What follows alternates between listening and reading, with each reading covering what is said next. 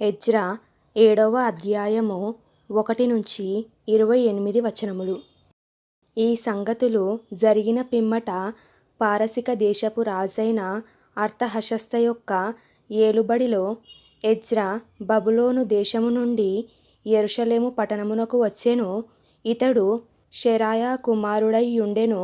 శెరాయా అజర్యా కుమారుడు, అజర్యా హిల్కీయా కుమారుడు, హిల్కీయా షల్లూము కుమారుడు, షల్లూము సాదోకు కుమారుడు, సాదోకు అహిటూబు కుమారుడు, అహిటూబు అమర్యా కుమారుడు, అమర్యా అజర్యా కుమారుడు, అజర్యా మెరాయోతు కుమారుడు, మెరాయోతు జెరహ్యా కుమారుడు, జెరహ్యా ఉజ్జీ కుమారుడు, ఉజ్జీ బుక్కీ కుమారుడు, బుక్కీ అబీషువ కుమారుడు, అబీషువ ఫినెహాసు కుమారుడు, ఫినెహాసు ఎలియాజరు కుమారుడు, ఎలియాజరు ప్రధాన యాజకుడైన అహరోను కుమారుడు.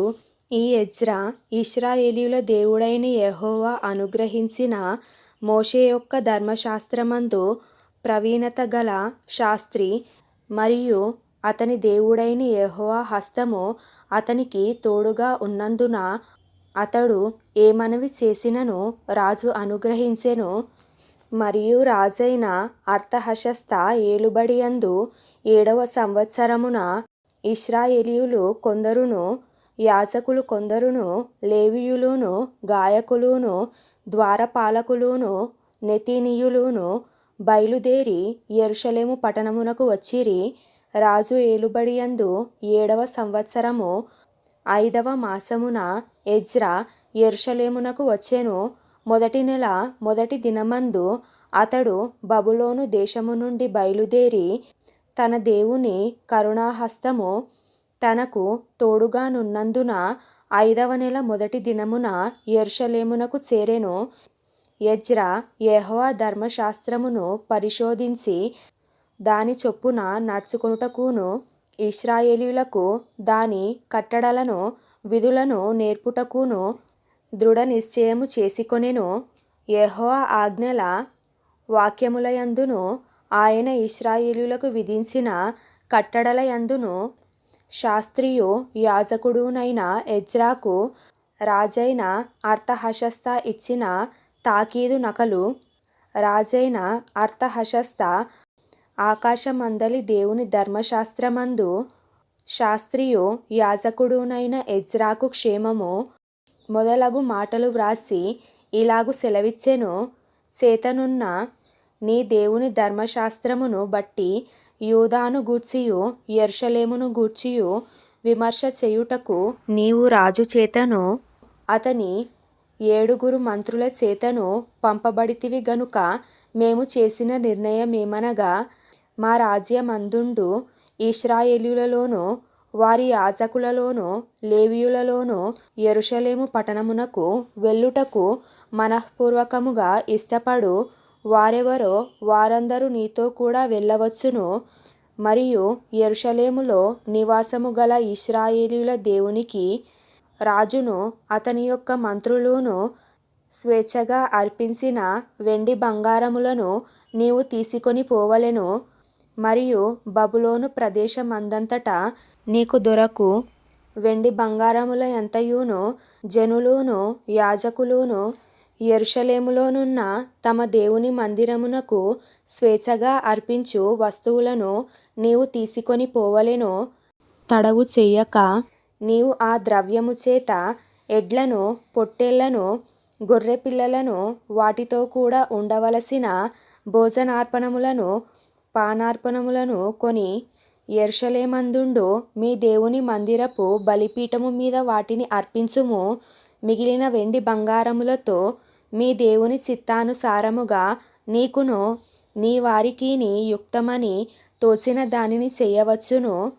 మరియు నీ దేవుని మందిరపు సేవ కొరకు నీకియ్యబడిన ఉపకరణములను నీవు యెరూషలేములోని దేవుని ఎదుట అప్పగింపవలెను. నీ దేవుని మందిర విషయములో దానమిచ్చుటకై మరి ఏదైనను నీకు కావలసిన ఎడల అది రాజు యొక్క ఖజానాలో నుండి నీకియ్యబడును. మరియు రాజునైన అర్తహషస్త అను నేనే నది యువతలనున్న ఖజానాదారులైన మీకు ఇచ్చు ఆజ్ఞ ఏదనగా ఆకాశమందలి దేవుని ధర్మశాస్త్రములో శాస్త్రియు యాజకుడునైన ఎజ్రా మిమ్మును ఏదైనా అడిగిన ఎడల ఆలస్యము కాకుండా మీరు దాన్ని చేయవలెను. 1000 తూముల గోధుమలు, 200 మనుగుల వెండి, 300 తులముల ద్రాక్షారసము, 300 తులముల నూనె, లెక్క లేకుండా ఉప్పును ఇయ్యవలెను. ఆకాశమందలి దేవుని చేత ఏది నిర్ణయమాయెనో దాని ఆకాశమందలి దేవుని మందిరమునకు జాగ్రత్తగా చేయింపవలసినది. రాజు యొక్క రాజ్యము మీదికిని అతని కుమారుల మీదికిని కోపమెందుకు రావలెను? మరియు యాజకులును, లేవీయులును, గాయకులును, ద్వారపాలకులును, నెతీనీయులును, దేవుని మందిరపు సేవకులునైన వారందరిని గూర్చి మేము మీకు నిర్ణయించినదేమనగా, వారికి శిస్తుగాని, సుంకముగాని, పన్నుగాని వెయ్యుట కట్టడపు న్యాయము కాదని తెలిసికొనుడి.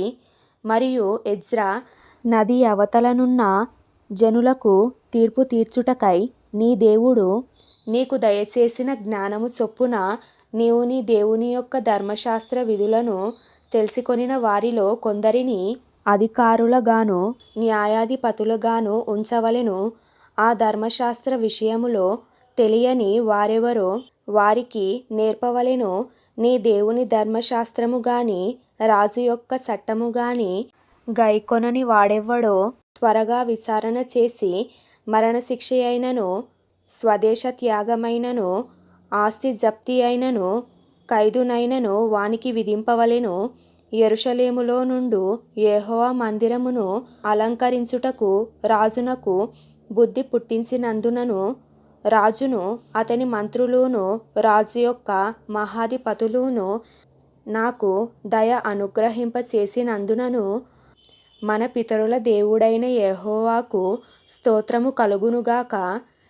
నా దేవుడైన యెహోవా హస్తము నాకు తోడుగా ఉన్నందున నేను బలపరచబడి నాతో కూడా వచ్చుటకు ఇశ్రాయేలీయుల ప్రధానులను సమకూర్చితిని.